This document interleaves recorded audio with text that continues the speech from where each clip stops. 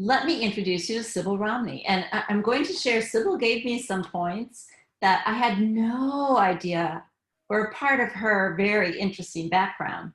But Sybil, first and foremost, is a certified senior advisor with over 10 years experience in the non-medical home care arena. She's also cared for family members, and we're going to hear a little bit about that tonight, as well as she's worked as a professional caregiver. She's owned a home care franchise, and she's currently the executive director of Briggs Home Care. Sybil, truly, you have a passion, don't you, for helping people. Sybil's also a licensed massage therapist. And just so you know, I'm first in line to receive Sybil's services hands-on. She volunteers as well at the local hospital, and she works with patients with Alzheimer's disease. In her free time, when she has it, she likes to visit her adult daughters in Arizona. And Sybil, I think you're in Arizona tonight, right? I am. You are.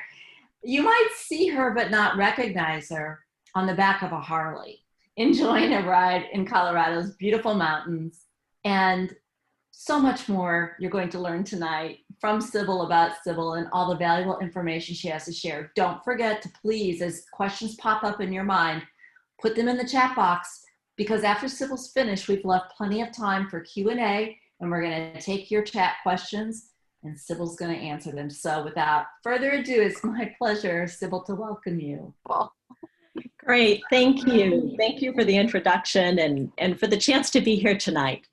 To everybody who's watching, first and foremost, I just want you to know how honored I am that you're taking this time and what is probably, or quite possibly, maybe the only hour you're going to get today to spend with us and to hear a little bit about my story and home care. I know how rare and valuable that time is as a full-time caregiver, and if nothing else, I hope that by the end of this evening and our presentation, I'll inspire you to take a little more time for yourself and maybe even help you realize that you have permission to take time for yourself.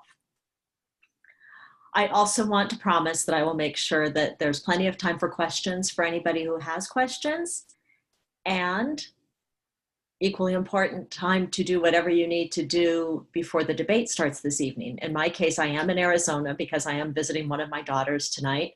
So she's a school teacher, which is why I have these fun posters behind me. She's been teaching from home, but we'll make sure that before we're done, you'll have plenty of time to grab something for me, something to eat before the debate starts, or for those of you who are on the East Coast, get ready for bed. So I was going to start this evening talking about my journey. And my story starts with this person here. I was not always a professional caregiver. I started my journey in home care 12 years ago when this person, my dad, had a stroke. At the time, I was the CEO of a software company. I had 2 teenage daughters. I was active in the PTO. I was volunteering at church. I was a very busy person leading what at the time was probably pretty much a fairly normal life. And I will never forget the afternoon. I had decided to work at a farmer's market. My mom was off doing something by herself, and it was one of those rare times when we left my dad alone. And my mom called and said, "They're taking your dad to the hospital. We think he had a stroke." And it was quite a change to find out that I've gone from this power, professional, all of a sudden to a position of being a caregiver. And we were very fortunate back then. My mom was, and still is, healthy. I have a brother, a sister-in-law, and 2 sisters who all live nearby. And we all kicked into this caregiver mode that we had never been in before. So while he was in the hospital, we took turns visiting and staying with him. And when he got out of the hospital and was in rehab, we spent time at rehab. And we all had jobs. We all took on roles as part of his care. I've always been an early riser, really early riser. So my job as part of his care team was to get up early in the morning, get showered, dressed, and be at the rehab facility, ideally just a few minutes before 6 a.m. because he was also an early riser. And I got there, got him cleaned up, dressed, shaved, and ready for breakfast. Whoops. And at 9 o'clock, my mom would show up and take over, spend time with him. I would go to work. I'd come running home at the end of the day, make dinner. A few nights a week, I always made sure I brought dinner over to rehab so they had a home cooked meal. And then I'd go home, take care of my kids, and crash. And I know I'm not describing anything unusual to most of you. I would imagine that your days sound a lot like this. And I'm sure that you felt or feel as exhausted as I did every minute of my waking hours. So 3 months into taking care of my dad, I was just thoroughly depleted. I was taking care of everyone except for myself, and my relationship with my dad had changed a lot. I've always been somebody who travels a lot for work, and I never really understood the importance of putting your own mask on first until I really almost couldn't function. I thought everybody around me was getting their needs met. I thought that I was taking care of the people at work, that I was taking care of my kids.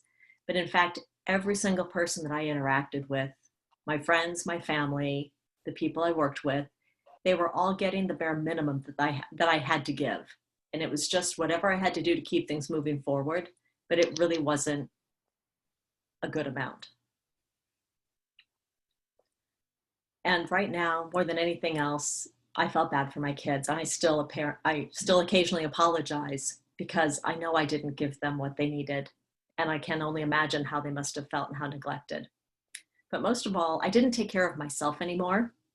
I stopped going for runs in the morning, and I'm one of those people that runs 2 miles every single day, whether I like it or not. I didn't go out with friends. I just kind of robotically made it through the day and hoped at the end of the day I could manage 6 hours of sleep before it started again. But what surprised me most was how much my relationship with my dad had changed. And I'm going to keep coming back to that point because it's really important. All of a sudden, I went from this person who was my hero. He was my mentor. He was my trusted advisor. He was truly the wind beneath my wings. And all of a sudden, our roles were reversed. And that was really hard. My dad passed away in September of 2010. December of that year, I sold the software company that he had started back in 1984 and that I had been running. And I stopped working, which is something I hadn't done since I was 16 years old. In September of 2011, my youngest daughter, the one where I'm sitting today, came home from high school and told me in no uncertain terms that it was time that I get out of the house. Apparently, I was there when she woke up in the morning, when she came home from lunch, when she came home from school, when she came home from dance, and it was just a little too much mother-daughter togetherness. So I did what any person would do. I Googled part-time jobs near me because she was about to be a senior in high school. I wanted to be able to travel and help her make a decision about where she wanted to go get her education. And I wasn't quite ready to go back into corporate America, and the first job that came up was caregiver. So I applied. And after being told that I might have been just a little overqualified to be a caregiver making $8.75 an hour, I went to work.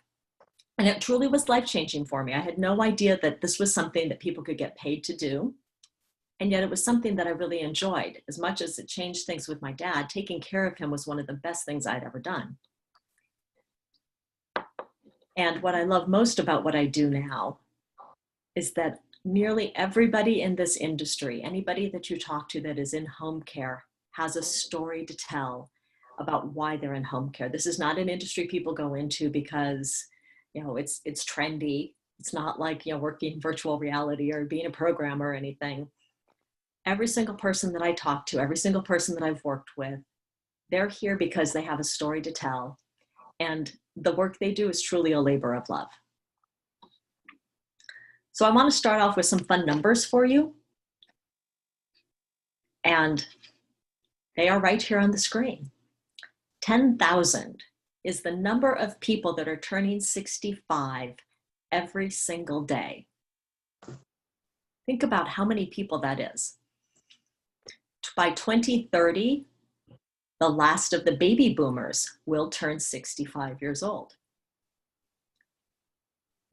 85% of all older adults have at least one chronic condition, and 60% of all older adults have 2 chronic conditions.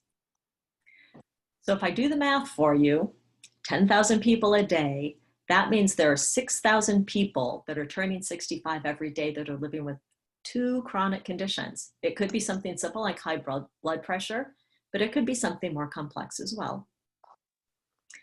And our society is not equipped or set up or accustomed or ready to take care of that many people. So what options do we have? Let me see if I can get that to go. The options that we have for these people as they age are here. First one is independent living. Those 55 and older communities that are out there. And that's great for somebody who wants that kind of a lifestyle. It's a wonderful option for somebody going at that point in life where they're still very able-bodied and they want to be part of a community.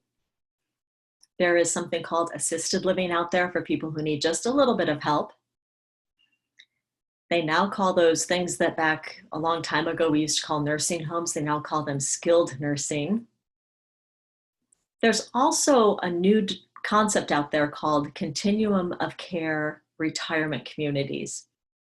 And these are really fascinating options where you can go into a community, almost like a 55 and older community, and then slowly start to progress your way through. So you move in now and you just plan to stay there because they have assisted living, they have rehab, they have skilled nursing, they have everything you need, including even hospice. So you can move in at 55 and stay there forever. For some of us, if you don't have the money to afford those things, because none of those are inexpensive, your option is to move in with a family member. And the one thing that almost everybody wants more than any of those is the right to just stay at home.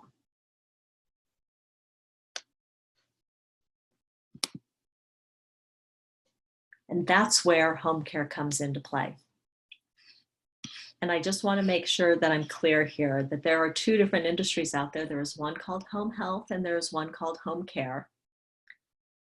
Home health is usually nurses, physical therapists, occupational therapists, medical professionals of some sort that come to your home to perform a very specific task. Those are the people that show up and they're there for 30 minutes and, at 29 minutes and 50 seconds, they're grabbing their bag and walking toward the door because they have to get to their next appointment. Home care is non-medical. These are people like myself who go to work to be a caregiver very specifically to help care for people who need help at home.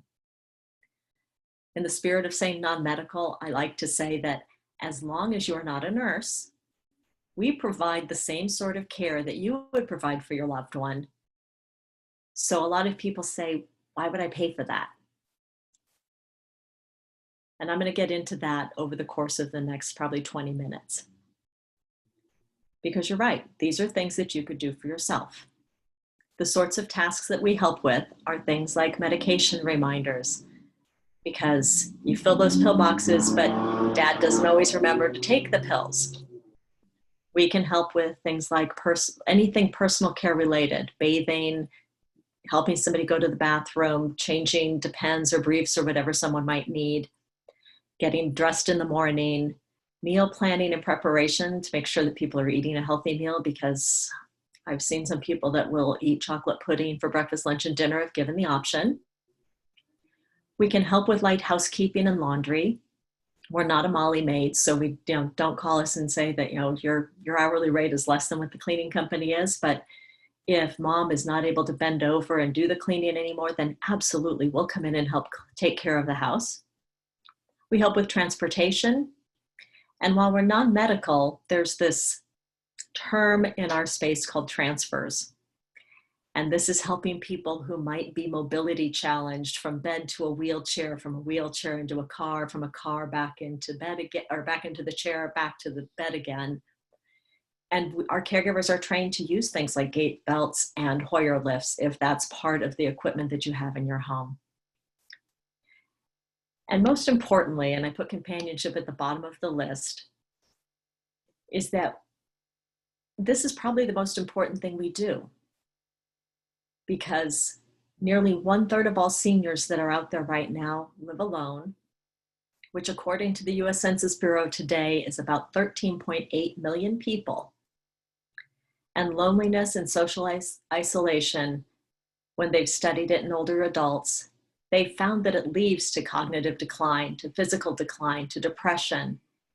And by improving the amount of companionship that somebody receives, even just a few hours, a few times a week, the quality of people's lives change. So companionship is such an important part of what we do. And for the family members who are caregivers, just as important as what we do for your loved one is that we offer you peace of mind, knowing that your loved one is being cared for.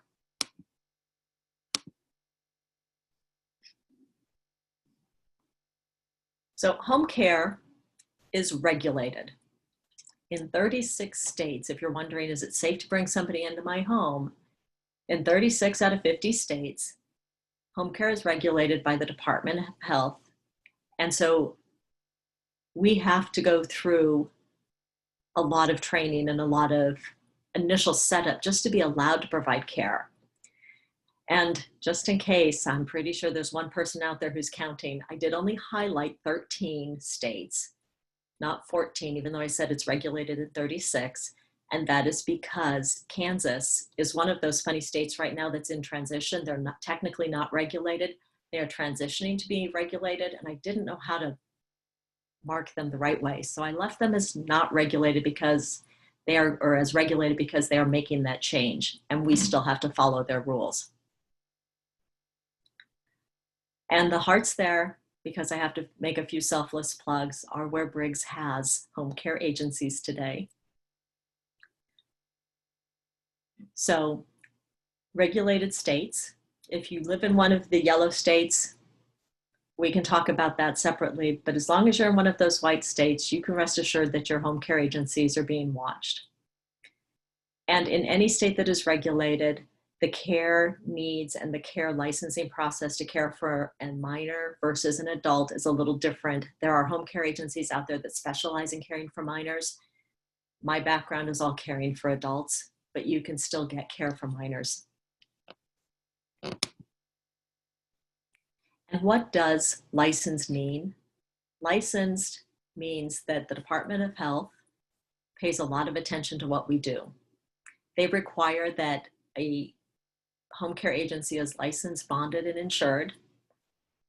So you can rest assured that if something happens while we're in your home, whether it's our caregiver gets hurt, your loved one gets hurt, something goes missing, anything at all, that we're covered and you're not responsible for that.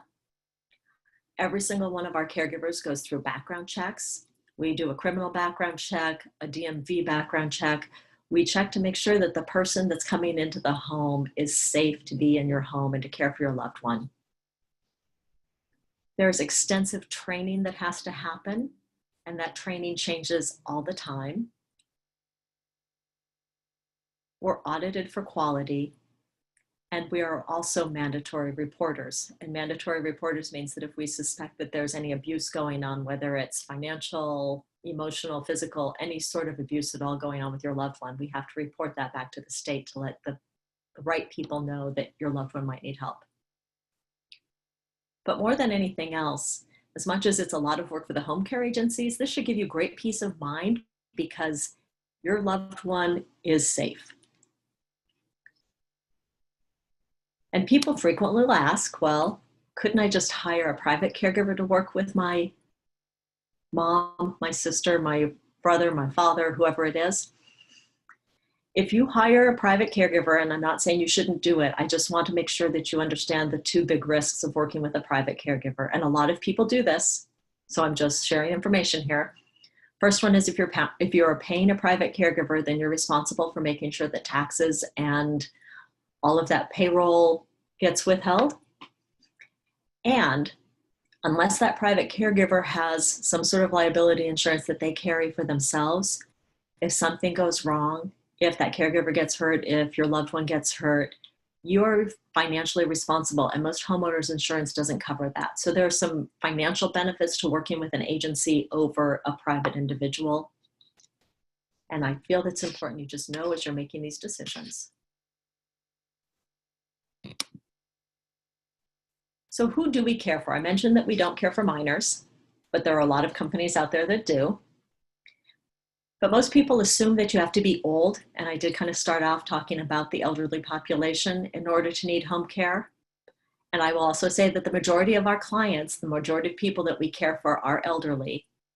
So we work with a lot of people who have dementia, various forms of arthritis, and just sort of other general challenges of aging. And I remember I have a grandfather that lived to be 98 years old. And when he was 95, I was down visiting him for his birthday. And he said that he had gone to the doctor because he was just hurting a lot. I said, well, Grandpa, what's wrong? And he said, well, my knees hurt, my hips hurt, my fingers hurt. I said, well, what did the doctor say? And he told me, the doctor looked at me and said, Paul, your parts are all 95 years old. That's why they hurt. And it was just that realization that, challenges of aging include, I can't bend over and pick something up anymore, and things hurt. We have clients that are younger and living with chronic conditions. It could be somebody who has Parkinson's or Lou Gehrig's disease or multiple sclerosis or any of those conditions that you get them when you're in your 20s, 30s, and 40s, but you live a long life and you need help. We also have clients that need us for only a short period of time. They might be recovering from a surgery or an illness and need some help until they're back on their feet. This could be something, even a mother who's had a cesarean section and you can't lift anything more than 5 pounds, and most babies weigh a little more than that. So we could come in and help even just for the 2 or 3 weeks until they're able to do that. Or, my mom had hip replacement 9 years ago. It was voluntary. And they told her that, you'll be in the hospital for a couple of days, and as soon as you're up and moving, pending no complications, you get to go home with a walker. And none of us really registered the challenge there. But if you've ever tried to have 2 hands on a walker and carry a cup of hot coffee from the counter to the table so you can sit down and drink it, it's not possible. So even something simple like recovering from the surgery until you're able to function normally, that's a great use for us.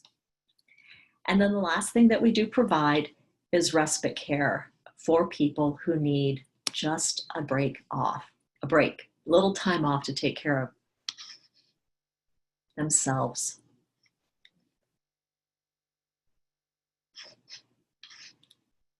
So the care that we can provide ranges from anything from about 2 hours once a week up to 24 hours a day, 7 days a week.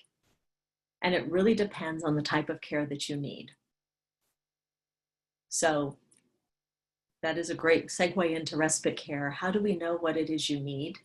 Every single one of our clients, when we bring them on, we sit down and talk to them about what do they need help with? And then what does your loved one need help with? And then what are the things that you're comfortable doing or not comfortable doing? We know that every single person is different, and home care involves really getting to know who you are. So what do you need help with? You as the caregiver, what do you need help with? Are you working full time? Do you have other family that needs some of your time? Do you need to go to the grocery store once a week for a couple of hours? Do you need to go and get your hair cut? Maybe you just need to go and play golf once a month, and you want one Saturday a month where you're going to have 8 hours to yourself. Then there's the next question, which is, what does your loved one need? Do they need help getting up in the morning and going to bed? We have some clients that all we do is get up and get dressed, and then we go back and do a tuck in and go to bed at night. At some point, people have to give up their driver's license. Do they need rides to appointments? Do they need rides to go? Does grandma need a ride to go get her hair done? If it's somebody who has dementia, you might need somebody just to come in, not because they really need a lot of help, but they need to be there to make sure that they don't wander off. I took care of a lady who was in mid-stage Alzheimer's when I was caring for her. And she was a lovely lady, but she didn't remember where she lived most of the time. So my job for 6 hours a day was to just sit with her, and we'd go to the grocery store and we'd go get her nails done and we'd do all the things that she needed to do, but she couldn't be left alone because if she wandered out the door, they didn't know where they would find her. We also like to talk about what are you comfortable doing and what is your loved one comfortable or uncomfortable with you doing. Sometimes people who need care need a lot of help with personal care. I helped a lady one time who lived with her son, and she needed to have a shower twice a week and wash her hair. And the last thing she wanted at 75 years old was for her 35-year-old son to be the one giving her a shower. So it wasn't a lot of work.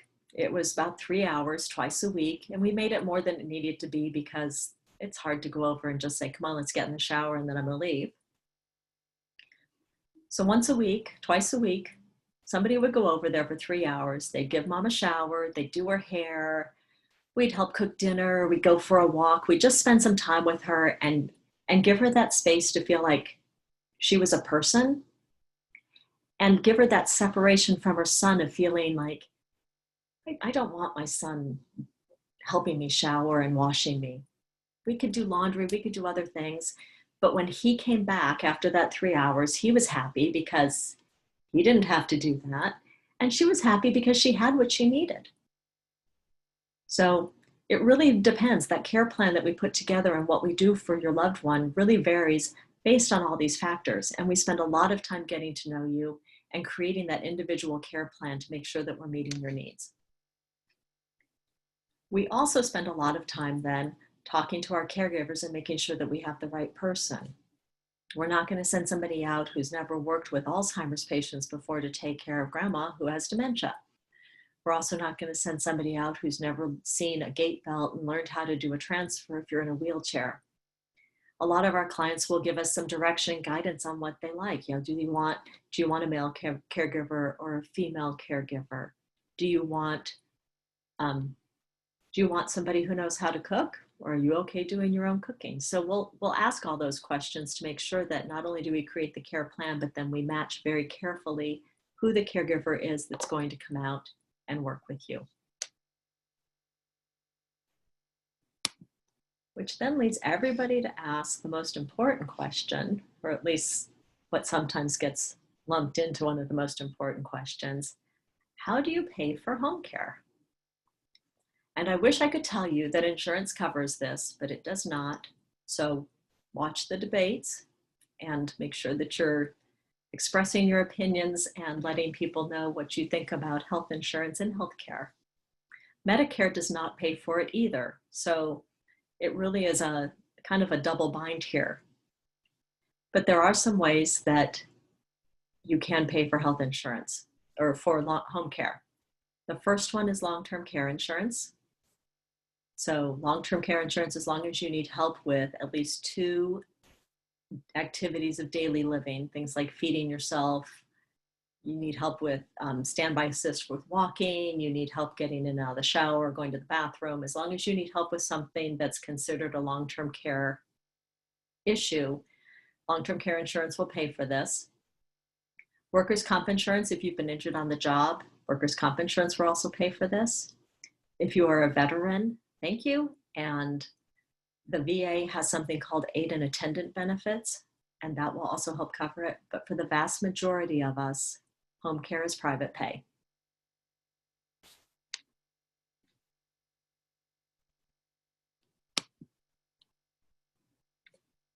And what that means is that it's an hourly rate and usually some sort of minimum if you do for a number of hours. So if an hourly rate is $20 an hour, there would be a minimum of, say, 3 hours in order to have home care, because it's too hard to get caregivers to want to go out for an hour. But it's really not outrageously expensive. And when you think about what it does in terms of giving you peace of mind and comfort and some time to yourself, it's a small price to put on your own sanity and the safety of your loved one. So why would you do it? Why would you get home care? I would say, first and foremost, time for you. More than anything else, I would ask you to sit down and think about how many times as a caregiver have you been frustrated or maybe snippy with your loved one? And it's not because of anything they did or didn't do, but simply because you're exhausted. Maybe you haven't had a shower in 2 days. Maybe you don't remember the last time you had a haircut. Maybe you're somebody like me who's a little focused on making sure that once a week or every day we have a nice meal and we sit down together as a family, and you're eating a frozen pizza for the third night in a row. I helped a lady with Alzheimer's, and her husband had me come in every morning from 6 until 10, just so he could sit and read the newspaper and have a little bit of time to himself and get ready for the day, because he got tired of answering the same question over and over and over again every morning. What are we going to do today? What are we going to do today? I was just that buffer. So why do it? Because it's important that you put your mask on first and then you help others. And you will be a much better caregiver, a better spouse, a better parent, a better friend if you take time to take care of yourself. And the other reason to do it is to reclaim that relationship. I'm going to go back to my dad now. And I've mentioned a few times earlier that my relationship with him changed when we as a family had to start taking over and being a caregiver. And I've seen this with a lot of my clients too. What happens is that you go from having that nice family time to you walk in the door and you see your loved one standing there and you say, "Did you go to bed wearing pajamas? Because I don't think you're wearing them right now." Or, "What did you do with your razor? Why are your pills over here? Did you take your pills today? You don't need another shower right now. You took one already. You need to get dressed so we can go to breakfast. Don't put on those clothes. They're dirty. Why is this in the refrigerator? I told you to go ahead and write that down when you talk to the doctor. Didn't you write it down?" And you start to become, I would call myself at this point a nag. I don't know what else to call it. And if you had a chance to not be the person asking those questions, to not be the person constantly reminding them what it is they need to do, and if just once a week, you could come home and say, "How was your day? Let me tell you about your grandkids, about the movie I saw, about how beautiful the flowers are in the park," or "Let's go for a walk to the park and go see those flowers," because you don't have to do all those other things that need to be done. You get a chance for a few hours to reclaim that relationship that you have with your loved one, not as a caregiver, but just as their partner, their child, their spouse, their whatever your relationship is. And more than anything else, I hope that you get the understanding and you come to realize that it is okay to ask for help. You do not have to travel the road of being a caregiver alone. So as much as I would tell you, I wouldn't trade the time that I had with my dad for anything.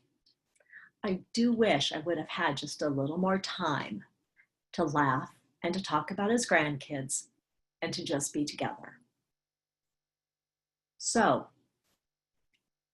I like to say that as a home care provider, we help you keep relationships. This is a picture of me and my mom, because I have learned that the caregiver journey never finishes. This is my mom and I last summer in Ireland. That's why we're holding beers, because you're in Ireland, you have to drink beer. And my mom is on a Parkinson's journey. Right now, she is very able-bodied, mentally competent, and a whole lot of fun to be with. But we know that's not going to last forever. A few years ago, she gave up her driver's license because she realized that she was starting to lose strength in one of her hands and it just wasn't safe to be driving anymore. And when that happened, as a family, again, brother, sister-in-law, 2 sisters, me, so there are 5 of us, plus grandchildren now because they're old enough to drive. We all thought, well, we'll just jump in and start driving her places. And then we realized we were starting down that road, that slippery slope of now she's relying on us for everything. She wasn't ready to give up all of her independence and freedom. She just didn't want to drive anymore. So before it had a chance to get to that point where it was impacting our relationship, we hired a caregiver to come to our house 2 days a week for 4 hours just to drive her around. So she doesn't have to call us now and ask for permission or, when is it convenient for me to have my nails done or my hair cut? She doesn't have to call us for everything. We all still are there for her when she has the big tasks, things like going to the doctor's appointments or someone goes to church with her on Sunday. But we know how important it is to have help and to still give her that independence and freedom. And someday it might change, but right now it's not.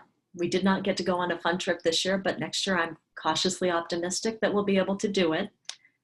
And we're not going to make those same mistakes. We know to ask for help.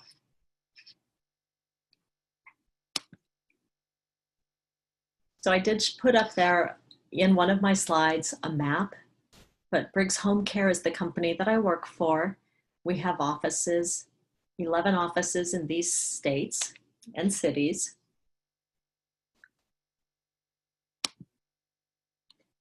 And I love this. This is the mission or the slogan for Briggs. It's good to be cared for, but it's great to be cared about. And that's what we do for home care.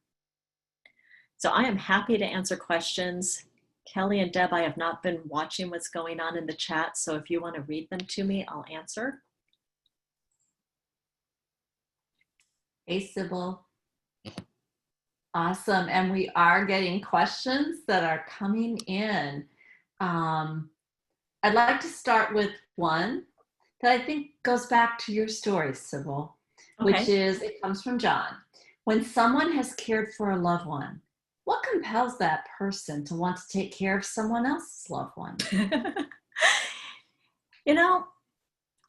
For me, I just like being around, well, and because of what I was exposed to, I really like being around older people. I remember even as a teenager being a candy striper, and this was a long time ago. This was back when we actually wore the red and white striped and we had the hat and the pretty white nurse's shoes. I just have always loved helping people. I think that there are people out there who are just natural born caregivers, and they have that passion to be out there helping others. I think you're right. I think caregivers find that they have a heart for caregiving and they want to continue to share that with others. Yeah. Certainly what you saw with your story. We have another question coming in. I'm gonna, Kim, I'm gonna jump to your second question because I think it's really true from what we're seeing too. So Deb, sorry, we're swooping around a little bit. But the question has to do with, during this time of COVID, I'm really struggling with whether the risk of exposure is worth the risk of bringing in additional help. And I think that's well said, Kim, thank you. But I think that's certainly a concern that we're hearing that a lot of caregivers have right now. If you wouldn't mind jumping in on that, Sybil.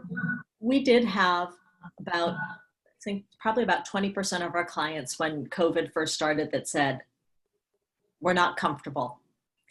As a regulated industry, we have had to go back and retrain everybody on standard precautions. We've retrained people on the importance of washing hands, how to wear masks. We've provided, all of our caregivers have gloves and masks and the equipment they need to be able to go into somebody's home.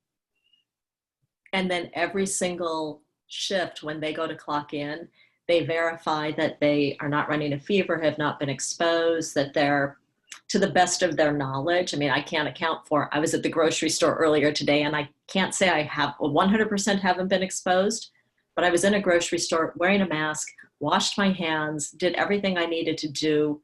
I'm taking all the steps I can to keep myself safe and to keep anybody that I'm working with safe. Mm-hmm. And our caregivers, they verify that every single day before they go into a shift. Thank you. I think that's so helpful for people to know that on both ends, you as thinking about having someone come in, but the person coming in is taking, and the company is taking so many precautions too. And I think that the more we learn about COVID, the easier it's going to become. We're learning how it's transmitted, that you're probably not going to get it from touching your Amazon box, but we know it is respiratory, and then you can take the steps you need to make sure that people are safe. Great. We have another question from Kim. I'm going to jump back up, Kelly, to that one.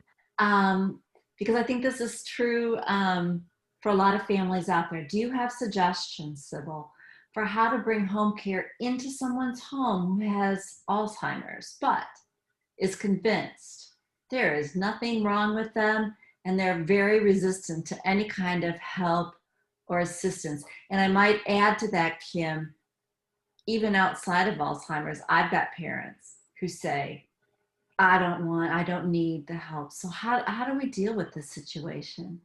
And I'll do that in two chunks, because working with people who have Alzheimer's is very different than working with somebody who really knows whether or not they need help. Because a lot of Alzheimer's patients don't. They do think they're perfectly okay.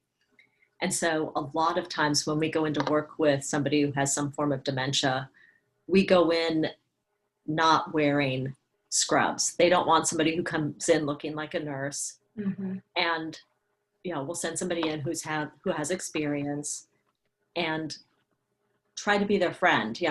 Oh, hi, Donna, come on. Like, we're going to go to the grocery store right now. Would you like to come with me? And make it more of a friendly interaction, not a, I'm here to take care of you.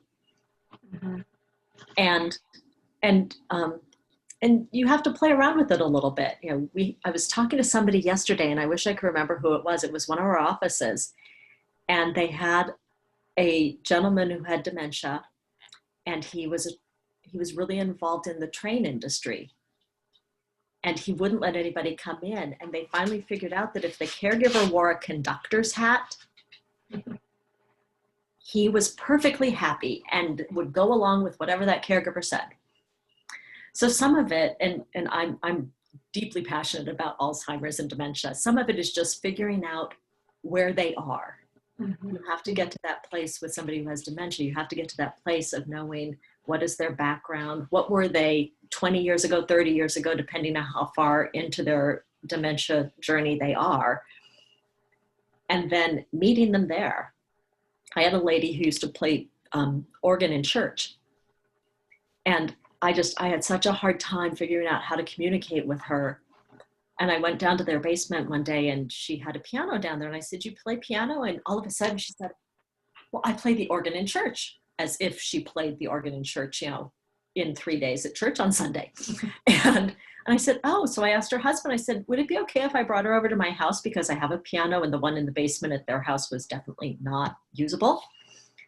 And this lady sat down at my piano and started playing, no music in front of her. And for 20 minutes, I got to meet this woman and who she was 20 years ago. So it's just finding that, working with the family members to find out how we can meet them where they are and then go there. And then for Deb, for what you mentioned, for somebody who the parents aren't cognitively challenged and you think they need help and they don't, it's finding some simple way to get in to start helping. I would never say that you take somebody who has no help at all today and then just, here's a caregiver and they're going to be here 12 hours a day, 7 days a week, because that's not going to work. But find one thing, Mom and Dad, I can't help you with this anymore. I'm busy and I'm running out of time. I can't take you grocery shopping every week. So I'm going to have Jane come over, and every Thursday from 9 until 12, she's going to take you to the grocery store, take you to the pharmacy to get your meds, whatever it is. Pick one thing and just transition that one piece. And they're going to start to learn that they really like Jane. Mm-hmm. And it's nice to have somebody coming, and Jane will start to say, "Oh, well, it looks like, do you want me to help you change the sheets on your bed before I go?" And they will start to see that there's help. But you can't take somebody who's totally independent and doesn't see it. You kind of have to spoon feed them.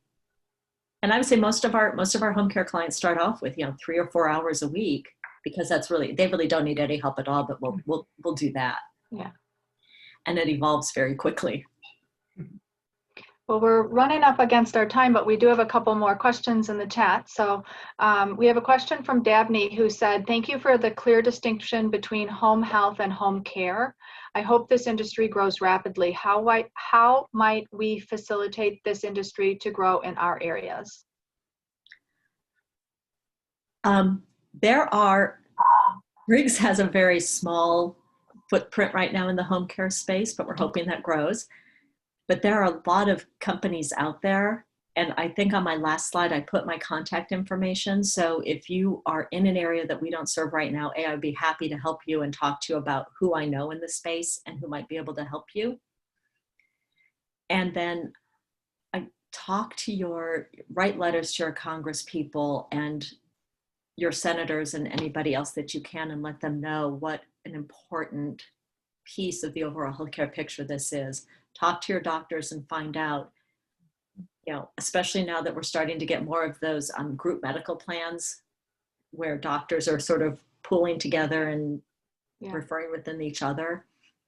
Talk to them and find out, who do they recommend? Who are they using? If they don't have somebody, then tell them they need to find somebody they can partner with. That's excellent. As I'm putting the, sorry, Deb, go ahead. No, that's excellent, because we're often trying to figure out, many of us, just like Dabney was with her question, who do we go to? How do we raise that awareness? I've got one last question I was going to ask here, and this comes from John. How does a family caregiver let go of the guilt when they realize they can't do it themselves anymore? I mean, I wish I could just tell you, let it go. And it's hard. And I have been that person that had to let go of the guilt. So I understand. The comfort that I hope I can offer you is that when you let go of that, just let go of something and find yourself again, you will be such a better partner, child, whatever your role is to the person that needs help, that you won't feel guilty anymore, because you're going to find that you're so much better able to serve them and to help them and to just be there for them. I think that's so important, Sybil. When we brought hospice in for my mother-in-law, Mm-hmm. that was the first thing that I think we all realized, we got to be her children again. Yeah. That reclaiming the relationship, I like how you express that. I think that's such an important truth in that. Yeah. So that is my contact information, and I just will make sure if anybody wants to write it down. There really are no vowels in my first name. So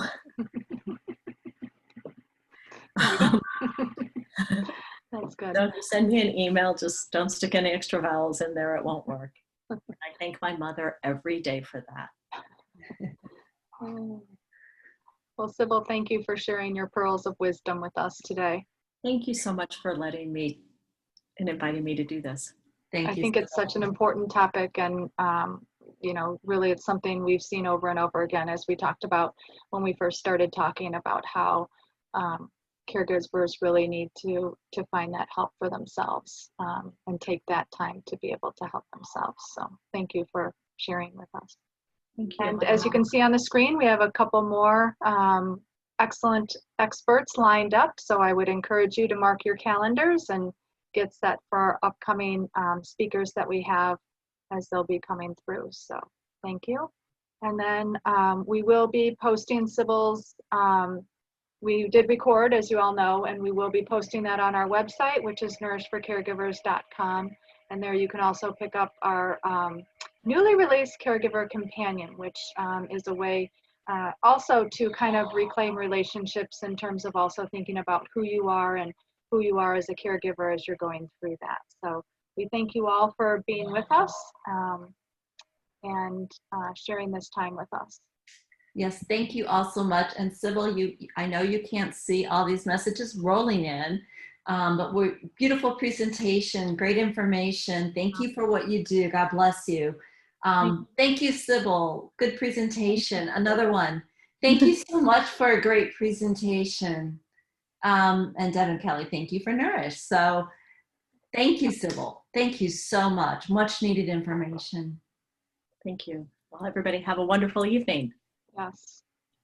Take care, everyone, and we'll see you in 2 weeks. God bless. Have a good night. Have a good night, everybody.